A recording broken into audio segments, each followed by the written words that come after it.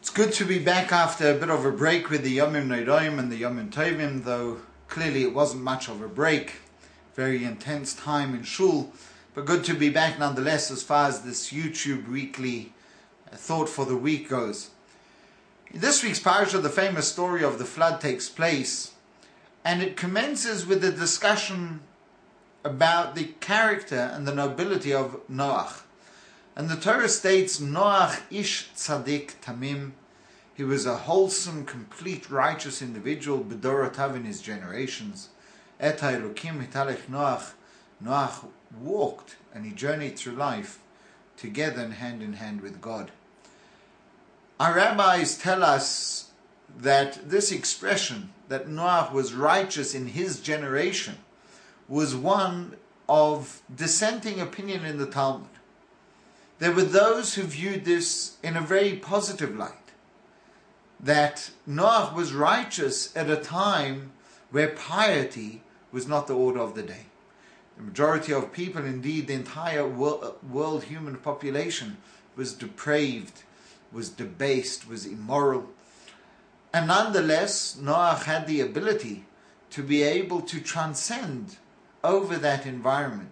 In that kind of a condition, he was nonetheless capable and able of becoming a righteous individual. Something which is a mammoth task, not to become bogged down and brought down by the peer pressure and the environment in which a person lives. On the other hand, there were other opinions in the Talmud who viewed it in a different light, that everything is relative.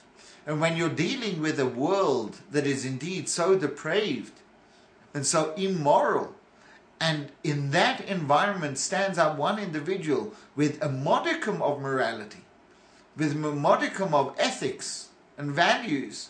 So compared to the competition, he's an absolutely outstanding individual. And therefore the fact that he was righteous in his generation was not viewed in the most positive of lights, and that were he to have been in the times of greater individuals, of a generation that was not as bad, and he was being measured against a much more exacting yardstick, such as Avraham Avinu, Noach wouldn't have been such a tremendous individual. This debate sounds unbecoming. We as Jews are enjoined by our sages always to judge people favorably, always to look on positive side of individuals. And yet over here, it seems that the rabbis sitting in their yeshivas were debating, is Noach a righteous man or is he not so good? And we're talking generations later, thousands of years later, and yet they're standing there and they are sitting in judgment. Was he great? Wasn't he great? A Torah that is so concerned not to in any way belittle individuals. A whole perspective on life which is not supposed to be like that. And here the great sages of the time are debating precisely that point. So clearly the sages would not have been violating their own edict of judging a person favorably, and rather must have been having this discussion not because they wanted to sit in judgment of the great Noach, but rather they wanted to give you and I an insight into life, into how we are supposed to view and conduct our lives. How often do we hear the statement, the good old days, a throwback to times of idyllic reality, when everything was perfect, society was in no way nearly as challenging as it is today, when children had respect for parents and grandparents, where families sat together around the table and had a meal every evening. A throwback to the time of the shtetl, when life was so almost carefree and wonderful. Well, the first thing that I think it's important for us to bear in mind is it's not true. Life was never like that. And all the idyllic memories that we have now of years bygone are the same memories that they will have of our time in future generations. We are living in the good old days. This is the best time to be alive. And the question that we have to ask ourselves, though, is there is no question that we're living in challenging times. It's not a question of comparing necessarily our challenges to previous generations, but we're living in challenging times. The exposure of the world is so immense. When when we were growing up, the great discussion in the religious communities was allowing or not allowing television into the home. And many indeed, we do not have televisions in our home. Today, it's become even more pernicious.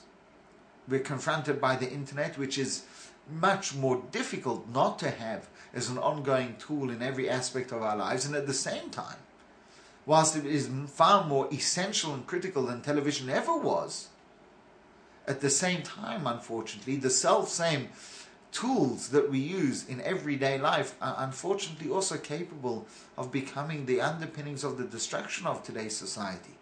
The exposure that people have to things that otherwise they wouldn't even have entertained the thought of looking at or being exposed to. So a person can look and become very depressed and say to God, in a time like this, a time of such openness, of such permissiveness, how on earth am I supposed to attain and achieve a spiritual loftiness? We are in a much more expanded world. In the times of the shtetl, in one way, they were living a very cloistered and secluded life, which did in some ways protect the integrity, the spiritual integrity of the community and of the people. How do we achieve that today? Today, when we are confronted in every aspect of our lives, we're being bombarded with things that we do not want to relate to, but sometimes it's very difficult to escape. And we turn to God and we say, how can you expect from us to be lofty and noble individuals? And to that our rabbis in the Talmud came along and said, well, that's the way we view Noach. Noach lived in a generation that in many ways was far more depraved, far more immoral, permissive than our times are. And nevertheless, notwithstanding those challenges, Noach was able to transcend all of that. He was able to break free from the shackles of peer pressure and become a noble individual. And therefore they are saying to you and I, fear not. Fear not the challenges that society is presenting to us. Realize that despite them, we are able to be noble, spiritual, moral, ethical individuals. And then there are others who feel that the story of Noach is important to give us a warning, not just to give us encouragement that we are able to be like Noach and float to the top like oil on top of water, but also to give us a sense of foreboding. And they're the ones who turn around in the Talmud and they say, don't become egotistical when you are successful. When you are successful in your spiritual pursuit in being able to keep kosher and keep Shabbos and to put on mezuzahs, don't turn around and say, look at me, I'm so noble, at a time where it is not obligatory per se by societal norms to keep kosher, to keep Shabbos, to do all of the things which a moral, ethical and Torah observant life demands of us. We can turn around and say, you see, I'm great. Look at what I've been able to achieve. Look what I've been able to accomplish. So those rabbis sit down and they say to us, do not become like that. Indeed, you've accomplished in your time, but that's because of the competition around. If you were to be exposed at a time, if you were to live at a time of great individuals such as Avraham, would you in fact be reaching your ultimate potential? Don't allow your potential to be relative to everybody else around you. Make sure your potential is your potential. And therefore this other side is giving a little bit of a warning. It's not a criticism of Noach, but it's a lesson to you and me. A lesson on the one hand, not to be afraid of the times that we live in, but on the other hand, not to look at the times that we live in and simply view ourselves as being a little bit better than that, and therefore being great. Greatness indeed. We have to use a yardstick that is far beyond perhaps anything that we expose to.